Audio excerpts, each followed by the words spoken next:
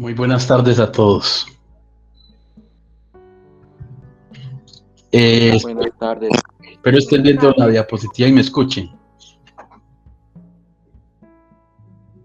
Sí, señor, se ve. Sí, señor, sí, sí miramos. Listo. 5:05. Vamos a dar inicio a la sesión del día de hoy. Primero que todo, me presento. Mi nombre es Mauricio Arrubla Sánchez. Soy su instructor en este curso de cuentas contables. Soy administrador de empresas, especialista en finanzas, especialista en alta gerencia y magíster en mercadeo. En el SENA llevo como 12 años y en otras universidades, en la Universidad Católica, en el ITM también estoy laborando. Llevo como unos 20 años por acá. Bueno, estoy a sus órdenes, lo que necesiten con mucho gusto. Bueno, aquí diapositiva, dice normatividad en Colombia. Entonces, está hablando del decreto 2649 de 1993 que reglamenta el Código de Comercio en lo relacionado con la contabilidad para fijar principios y normas contables aceptadas en Colombia. ¿Listo? Ese es el decreto que rige a la contabilidad. Luego habla del decreto 2650 de 1993 que habla del PUC, Plan Único de Cuentas, donde se unifican conceptos para que quede más organizado y todas las empresas trabajemos de la misma manera. Hay 19 PUCs y entonces ustedes, bueno, por acá le abro a alguien que llegó. Bueno, de eso trata el decreto 2650 del 93. ¿Me lo tengo que aprender? No, eso es información. La otra ley importante es la ley 43 de 1990, donde se estudió las principales empresas y cómo aplicaban la contabilidad, con el fin de unificar para que todos pudiéramos trabajar igual y reglamentar cómo se iba a trabajar aquí en Colombia.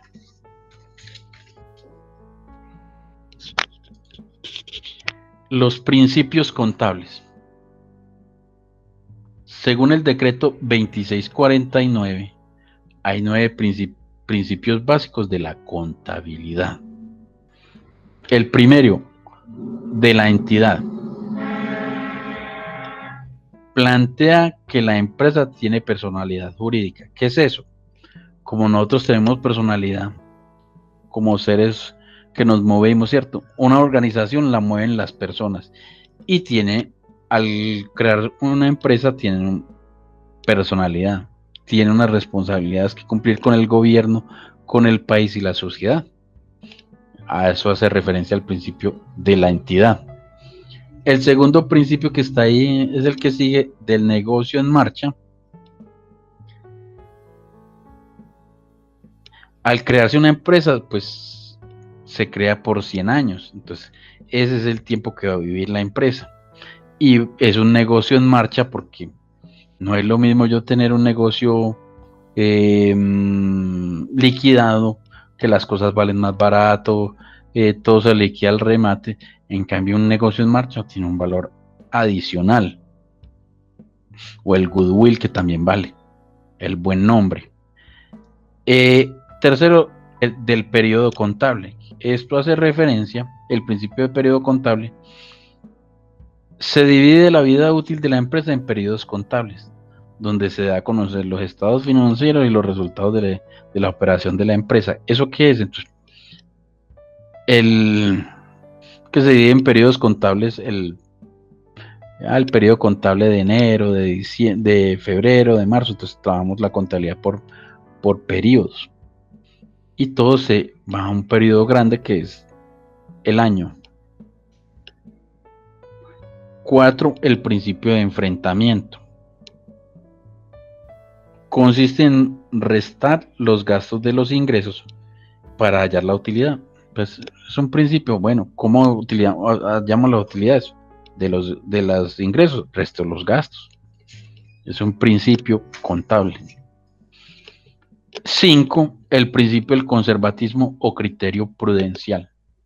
¿Qué quiere decir eso? Aquí está, va en el quinto lugar. Que se trabaja en forma conservadora de parte del contador. Se juega a lo seguro. Se debe divulgar toda la información, ser consistente. En otras palabras, quiere decir, use el mismo método para calcular e informar eventos similares. Crear métodos confiables para comparar los estados financieros. No es que yo estoy valorando los inventarios por un método en este mes y al otro mes los cambio. No, debo ser congruente y conservador. El principio del costo. Registrar activos y servicios al costo en lugar del valor actual del mercado, porque si no inflaría yo los datos. A eso hace referencia ese principio. Séptimo está el principio de la reevaluación suficiente. Consiste en ajustar los estados financieros con información fidedigna, es decir, la verdad. 8. Los principios de la unidad monetaria.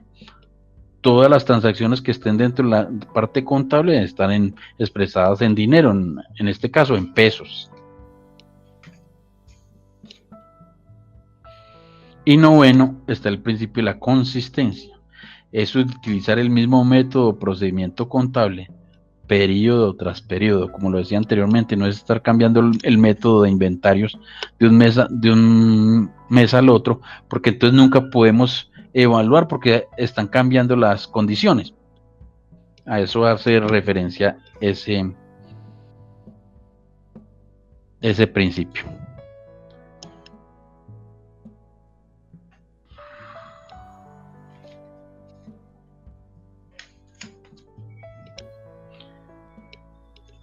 Plan único de cuentas.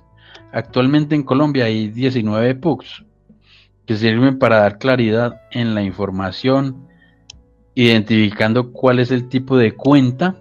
Allí se identifica el tipo de cuenta para convencionar los balances mensuales, anuales, y podemos ver algunos tipos de PUC que son los siguientes: el PUC para comerciantes, el PUC para el sector financiero, el PUC para el sector asegurador, el PUC para el fondo de cesantías, el PUC para el fondo de pensiones, el PUC de fondos de reservas para pensiones de régimen solidario de prima media con pensión definida, el PUC para entes vigilados por la Superintendencia de Valores, el PUC para entes vigilados por DANCOP, el PUC para hospitales, el PUC para cajas de compensación familiar, el PUC para fondos de pensiones administradas por la Caja de Auxilios y Prestaciones de Asociaciones Colombianas de Aviación de Aviadores Civiles, CASDAC, el PUC para entidades públicas, el PUC para el Banco de la República, el PUC para entes prestadores de servicios públicos domiciliarios. Entonces, como podemos ver, hay muchos PUCs. Entonces, de acuerdo en el sector que yo esté, aplico ese PUC, porque él me va diciendo qué voy a hacer. Entonces, la estructura del PUC. Los códigos del catálogo de cuentas se estructuran sobre la base de los siguientes niveles. Entonces, ¿cómo está estructurado el PUC? El PUC está organizado por clases, que es el primer dígito, grupo, que son los 2 primeros dígitos, cuenta, que son los 4 primeros dígitos, y la subcuenta, que son los 6 primeros dígitos. Entonces podemos ver que el PUC está compuesto por un catálogo de cuentas, una descripción y tener un código numérico. Y está organizado por conjunto, por activos, por pasivos, por patrimonio, por ingresos, por gastos, costos de ventas, costos de producción y costos de operación. Entonces esto lo vamos a ver aquí. Entonces clase del primer dígito son. Entonces podemos ver que el PUC está organizado por clase, que es el primer dígito. Entonces va a tener cuando se mira el PUC, hay PUCs manuales, que son unos libritos, y ya dentro de internet hay un PUC. Usted entra a Google y digita PUC y ahí te sale. Entonces, está organizado por clases. El primer número es, el 1 son los activos, el número 2 son los pasivos y el número 3 es el patrimonio. Estos 3 clases, o sea, el activo, el pasivo y el patrimonio, incluye las cuentas que hacen parte del balance general. Estas 3 son parte del balance general. La clase 4 son los ingresos. El número 5 son los gastos. El 6 son los costos de venta. El 7 los costos de producción o de operación. Y esto quiere decir el número 4, 5, 6 y 7 son las cuentas de los estados de pérdidas y ganancias o estado de resultados. Ahora vamos a ver el primer dígito del número 8 de la clase 8. Son cuentas de orden deudora y el número 9, cuentas de orden acreedora. Definen las cuentas de orden.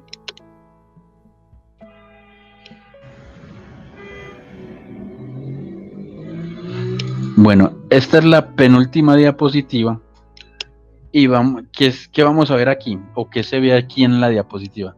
El esquema de la cuenta T. ¿Cómo se organiza la cuenta T en contabilidad?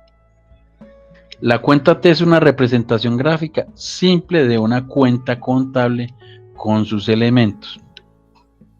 Y podemos ver los elementos. Entonces, en la parte, hay una cuenta T que es una, pues, como diríamos todos, es una T. En la parte superior vamos a escribir un código y un concepto o nombre de la cuenta. Entonces, por ejemplo, en activos corrientes está la caja. Entonces ahí escribiríamos concepto, nombre, caja. Y el código, ese es el número del código, que es el 1105. ¿Dónde está eso? En el PUC, que después vamos a ir mirando cómo se maneja. No se preocupen con eso. Entonces en la cuenta T, al lado izquierdo es el lado débito y al lado derecho es el lado crédito. Todos los movimientos que yo haga al lado izquierdo se llaman movimientos débito. Y todos los movimientos que haga aquí al lado derecho se llaman movimientos crédito. Si yo resto el lado débito,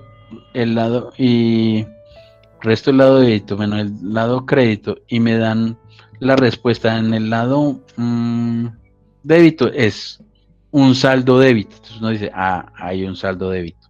Lo contrario, si la diferencia da en el lado derecho, entonces decimos que hay un saldo crédito.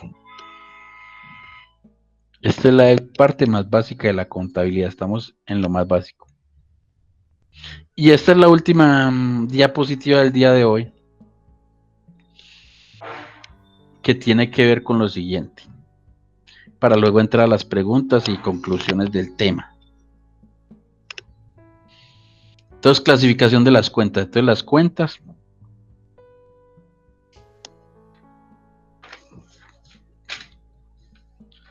las cuentas contables representan los derechos, bienes y obligaciones de una empresa. O sea, en las cuentas contables está representado todo lo que hay en una empresa. Si yo tengo un derecho sobre una cuenta por cobrar, si tengo maquinaria que son bienes o muebles, y si tengo obligaciones, si tengo una deuda por pagarle a don Pepito Pérez, por ejemplo. Eso representan las cuentas contables, derechos, bienes y obligaciones.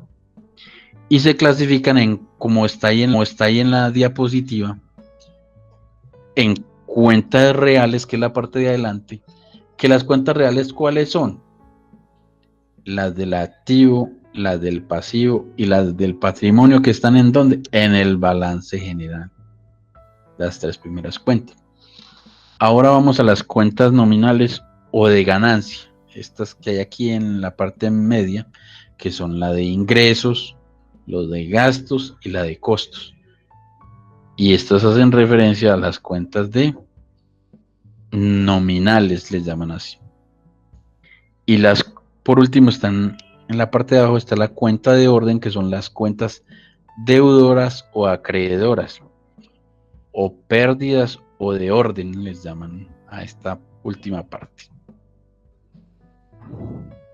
Bueno, hasta aquí la terminación de las diapositivas que tenía para el día de hoy, que es algo muy sencillo.